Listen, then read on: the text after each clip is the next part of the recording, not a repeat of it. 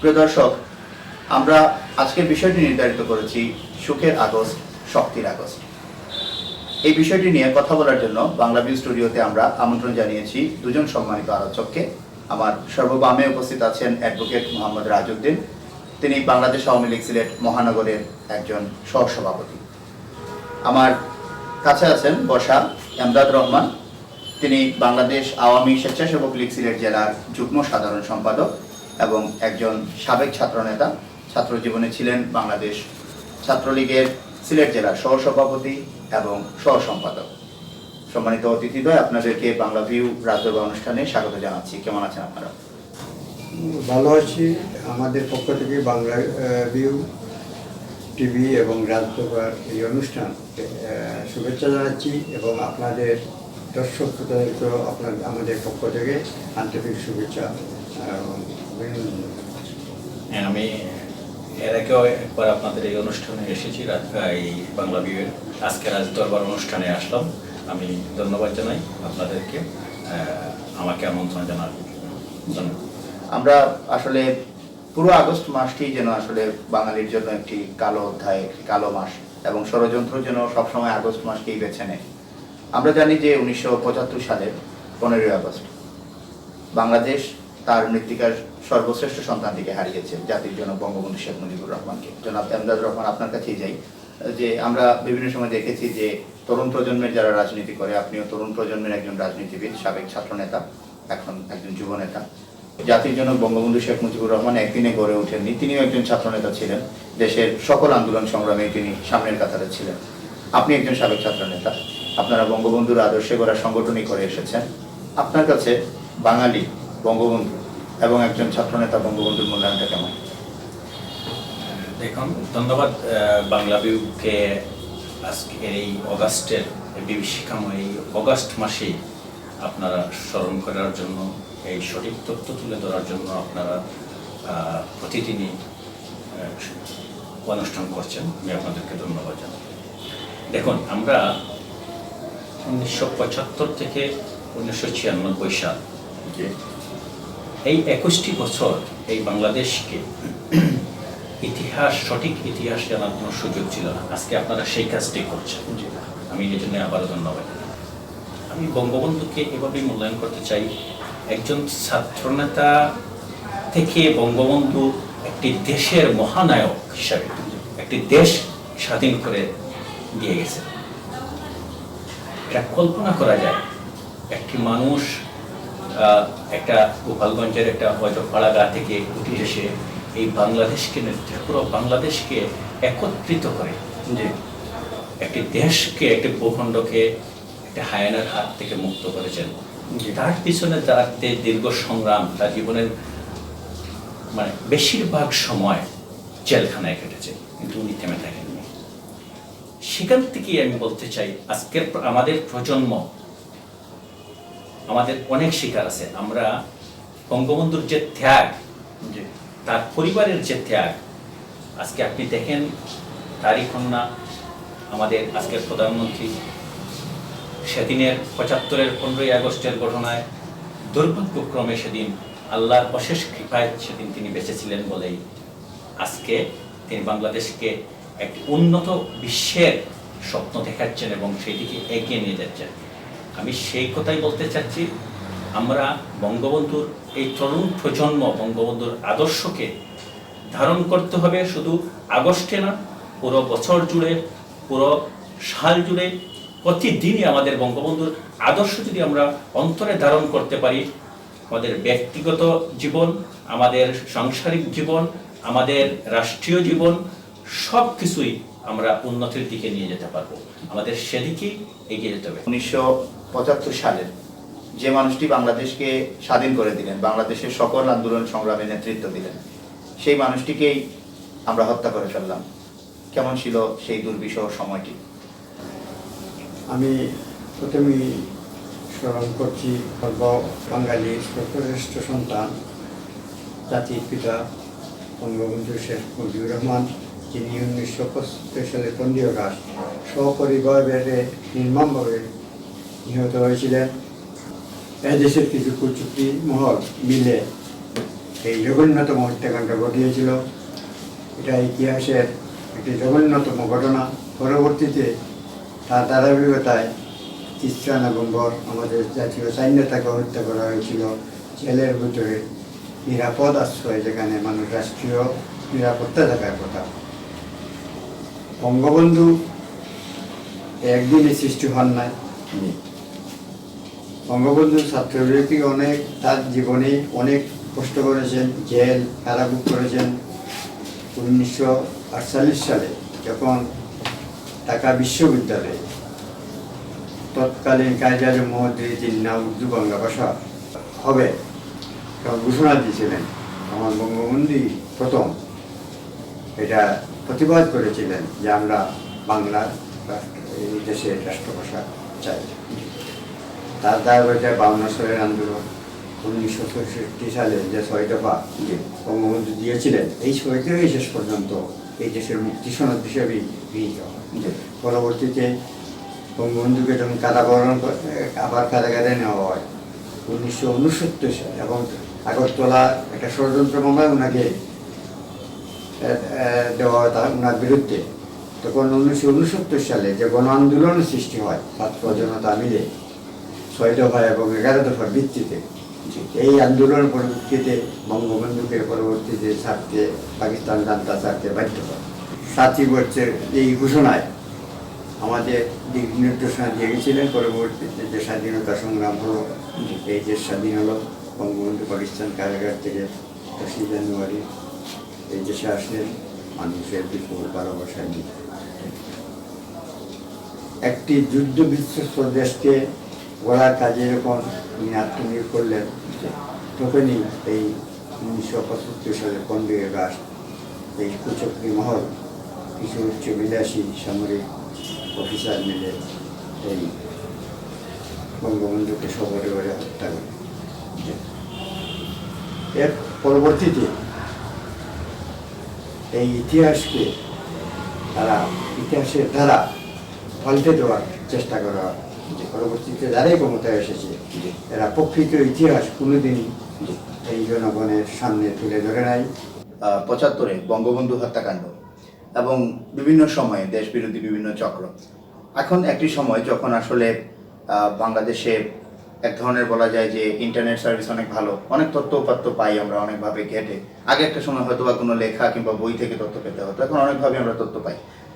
আপনি কি মনে করেন একজন সাবেক ছাত্রনেতা হিসাবে যে এই দেশের তরুণদের এখন সময় এসেছে 75-এর ঘটনার পেছনের ঘটনাগুলো এসব তথ্য উপাত্ত থেকে খুঁজে নেয়ার, কিংবা পর্দার আড়ালে যেসব কুশীলভরা কাজ করছিলেন তাদের চেহারা সামনে নিয়ে আসার, বা ইভেন বঙ্গবন্ধুর হত্যার বিচারের পরবর্তীতে যারা এখনো বিভিন্ন দেশে পলাতক তাদেরকে ফিরিয়ে এনে রায় কার্যকর করার সামষ্টিকভাবে তরুণ প্রজন্মের পক্ষ থেকে আপনি কিভাবে দেখেন বিষয়টিকে, বা কেমন হওয়া উচিত এই বিষয়গুলো?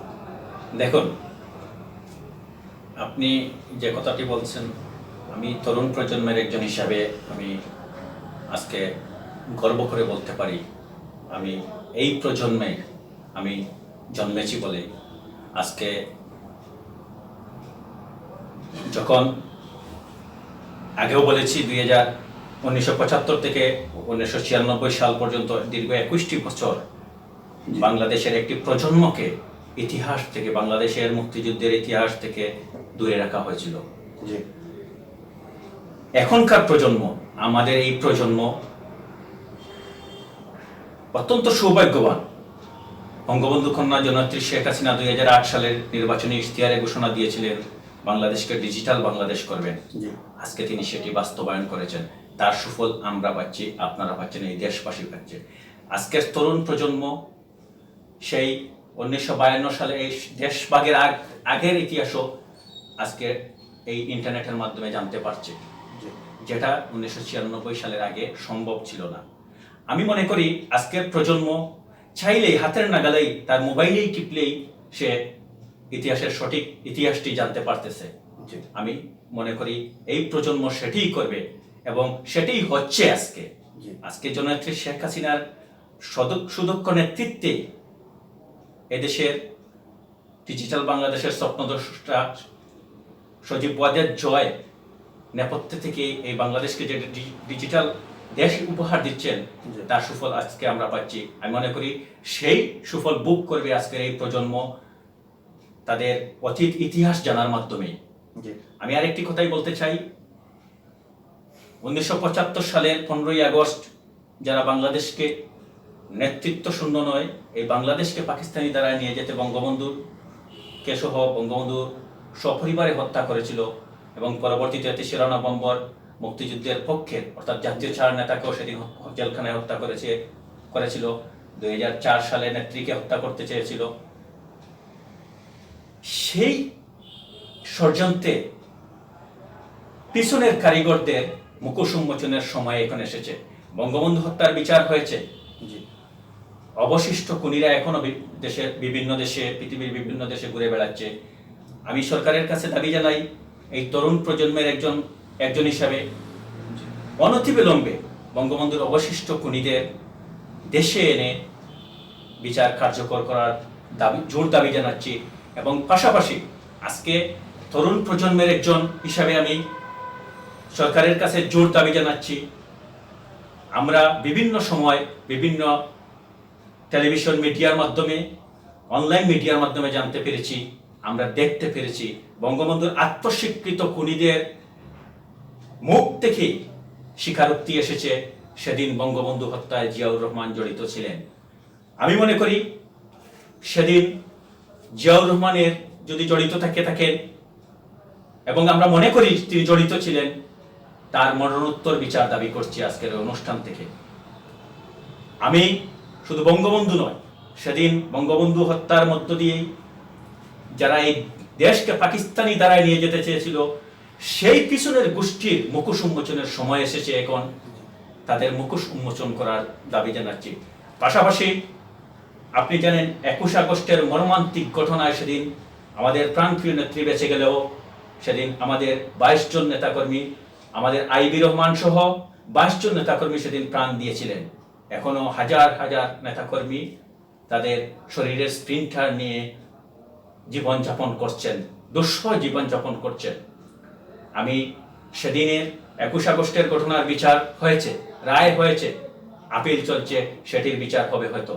আমি মনে করি সেদিনের ঘটনার মাস্টার মাইন্ড তারেক রহমান আজকে পলাতক, দেশে নেই, বিদেশে পলাতক। আমি তাকে দেশে এনে বিচারের সম্মুখীন করার জন্য আমি সরকারের কাছে জোর দাবি জানাচ্ছি এবং আমি মনে করি এটি এদেশের লক্ষ কোটি তরুণ প্রজন্মের দাবি। আমি তাদের হয়ে আমি সেই দাবিটি করছি এবং তার পিছনেও যদি আরো কেউ থেকে থাকে তাদের মুখোশ উন্মোচন হবে এই সরকারের আমলে, আমি সেটি দাবি জানাচ্ছি। আমি অ্যাডভোকেট রাজউদ্দিনের কাছে যদি যেতে চাই যে আমরা অনেক জ্ঞানগর্ভ আলোচনা শুনছিলাম আপনার কাছ থেকে এবং একজন তরুণ রাজনীতিবিদের কাছ থেকে। সর্বশেষ যদি আপনার কিছু বলার থাকে আমাদের উদ্দেশ্যে। আমি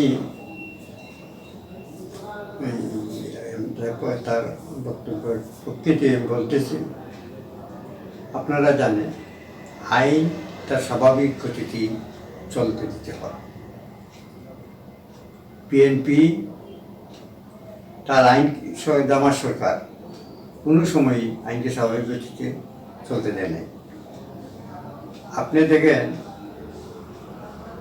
এক না তৃতীয়বাদের মতো প্রধানমন্ত্রী আমাদের জননেত্রী শেখ হাসিনা এই দেশ চালার, এর আগে 96 সালে একবার, কিন্তু 4বারের ওনার দায়িত্বের সময়ে, সরকারের সময়ে বিএনপির একটা মিটিং কোনো জায়গায় বলেন, কোনো জায়গায় কোনো বোমাবাজি হয়েছে হয়নি। একটি মিটিং তাদের কোনো নেতা আহত বা নিহত হয়নি। বিচ্ছিন্ন ঘটনা নয়, এটা সন্ত্রাসী ঘটনা দুই একটা, এটা দুনিয়ার উন্নত দেশে তো এখন হচ্ছে, এটা বিচার হবে এবং এটা আমাদের দেশেও বিচার হচ্ছে এবং আইনের আওতায় তাদেরকে নিয়ে আনা হচ্ছে। আইনের শাসন কার্য আমারও দাবি থাকবে এবং বঙ্গবন্ধুটা যারা পলাতক আসামি আছে বাইরে তাদেরকে সরকার চেষ্টা করতেছি এখানে কূটনৈতিকভাবেও আইনগতভাবে, দুইটা দিক আছে, কূটনৈতিক চেষ্টা করতে হবে এবং আরও জোরালো করতে হবে, আইনগতভাবে চেষ্টা করতে হবে। এমনকি যারা 21 আগস্টের ঘটনায় শুধু তারেক রহমান নয়, আর হারিস অনেকে পলাতক আছে, তাদেরকেও এনে আইনের আওতায় আনতে হবে এবং কিছু যারা ওই যে যুদ্ধাপরাধী যেমন মঈনুদ্দিন লন্ডনে আছে, সে ফাঁসির আসামি, তার ফাঁসির রায় হয়েছে এবং সে এত আলবদরের এত বড় কমান্ডার ছিল। ঢাকাতে যে বুদ্ধিজীবী হত্যাকাণ্ড হয়েছিল অন্যতম নায়ক এই মইনুদ্দিন, তাকে এনেও আইনের আওতায় আনতে হবে দৃষ্টান্ত, যাতে বর্তমান প্রজন্ম এবং ভবিষ্যৎ প্রজন্ম বুঝিয়ে যে যারা দোষ করে এই দেশে বিচার হয়, ভবিষ্যতে যারা আর যাতে এইরকম অপরাধ না করতে পারে, এই আশাবাদ ব্যক্ত করে আমি আমার এই বক্তব্য আপনাদের বাংলা ভিউ টিভির সব দর্শক শ্রোতাকে ধন্যবাদ জানিয়ে আমার বক্তব্য শেষ করছি।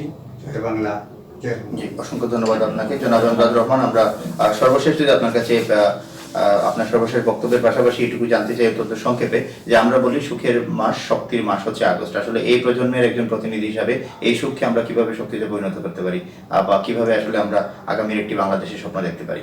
আমি আজকের এই সুখের মাসে আমি গভীরভাবে শ্রদ্ধা জানাই ইতিহাসের রাখাল রাজা, বাংলাদেশের মহান স্থপতি, জাতির জনক বঙ্গবন্ধু শেখ মুজিবুর রহমান, তার সহধর্মিণী মহিয়সী নারী বেগম ফজিলাতুন্নেসা মুজিব সহ তার পরিবারের সকল সদস্য, 15ই আগস্টে যারা নিহত হয়েছেন সকলকে আমি গভীর শ্রদ্ধার সাথে স্মরণ করি। আমি স্মরণ করি মুক্তিযুদ্ধে নেতৃত্ব দানকারী বঙ্গবন্ধুর নেতৃত্বে, অনুপস্থিতিতে এই দেশে নেতৃত্ব দানকারী জাতীয় চার নেতাকে, যাদেরকে তিশরণ এবং বরজেলখানায় হত্যা করা হয়েছিল। আমি গভীর শ্রদ্ধার সাথে এই অগাস্টেই স্মরণ করি 21 আগস্ট গ্রেনেড হামলায় নিহত আমাদের নারী নেত্রী আইবি রহমান সহ যারা বিভিন্ন আন্দোলন সংগ্রামে এই দেশের গণতান্ত্রিক আমি মানুষের পক্ষে কথা বলতে গিয়ে শহীদ হয়েছেন। আমি তাদের প্রতি গভীর শ্রদ্ধা জানাই এবং তাদের রূহের মাগফিরাত কামনা করি। অসংখ্য ধন্যবাদ জনাব এমদাদ রহমান এবং অ্যাডভোকেট রাজউদ্দিন বাংলা ভিউ রাজসভা অনুষ্ঠানের আমন্ত্রণে সাড়া দেওয়ার জন্য। প্রিয় দর্শক, আসলে এক ধরনের পিনপতন নীরবতা হচ্ছিল আজকের এই অনুষ্ঠানটি জুড়ে, কারণ আমরা যে বিষয়টি নিয়ে কথা বলছিলাম সেটি অত্যন্ত স্পর্শকাতর একটি বিষয়। কেবলমাত্র বাঙালি জাতির জন্য নয়, আসলে বিশ্বের ইতিহাসে এই ধরনের ঘটনা বিরল। কারণ যে জাতির জনক বঙ্গবন্ধু শেখ মুজিবুর রহমানের জন্য আমরা একটি বাংলাদেশ, একটি মানচিত্র, একটি পতাকা, স্বাধীনতা, সার্বভৌমত্ব পেয়েছিলাম, আসলে এক ধরনের রাষ্ট্রীয় কিংবা এক ধরনের জাতিগত একটি দায় বাঙালি জাতির আছে, যে আমরা আমাদের সেই মহান স্থপতিকেই হয়তোবা এই দেশেই, যিনি হয়তোবা একটি সুন্দর বাংলাদেশের স্বপ্ন দেখেছিলেন, স্বাধীনও করেছিলেন, যার হাত ধরে হয়তোবা একটি উন্নত বাংলাদেশ হতো, আমরা তাকেই আসলে হত্যা করেছি। সেই দায়টি হয়তোবা আজীবন জাতি হিসেবে আমাদেরকে বয়ে বেড়াতে হবে। আজকের দুজন আলোচক অত্যন্ত জ্ঞানগর্ভ আলোচনা করলেন, একজন তরুণ প্রজন্মের প্রতিনিধি, একজন আওয়ামী লীগের সিনিয়র নেতা। দুজনই যে বিষয়টি তুলে নিয়ে আসলেন যে আগস্ট মাস জুড়ে ইতিহাসের প্রেক্ষাপট ধরেই আসলে যে এক ধরনের ষড়যন্ত্র, এবং সেটি আসলে শুধুমাত্র কোনো ব্যক্তি বিশেষের কিংবা কোনো দলের কোনো নেতার জন্য নয়, সেটি আসলে বাংলাদেশের জন্যই এক ধরনের হুমকি স্বরূপ। আজকে হয়তোবা 2019 সালে দাঁড়িয়ে আমরা যখন কথা বলছি, তখন হয়তো সময় এসেছে সেই সমস্ত বিষয়গুলোর প্রকৃত পক্ষে যারা সেই বিষয়গুলোর জন্য যারা আসলে ষড়যন্ত্রে লিপ্ত ছিলেন, যাদের আদালতে বিচার হয়েছে, রায় কার্যকর হয়েছে, যাদের হয়নি, সমস্ত কিছুকে সামনে নিয়ে এসে সমস্ত কিছু কার্যকর করে হয়তোবা ইতিহাসের দায়মোচন থেকে কিছুটা হলেও দায় মুক্তি পাওয়ার চেষ্টা করা যেতে পারে। প্রিয় দর্শক, দেখা হচ্ছে আগামী পর্বে রাজদরবার অনুষ্ঠানে আবারও নতুন কোনো অতিথিদ্বয়ের সাথে কিংবা নতুন কোনো অতিথির সাথে এবং ভিন্ন কোনো বিষয়ে একই সময়ে একই চ্যানেলে। সে পর্যন্ত বাংলাদেশের সাথে থাকুন, রাজদরবারের সাথে থাকুন। আসসালামু আলাইকুম, শুভরাত্রি।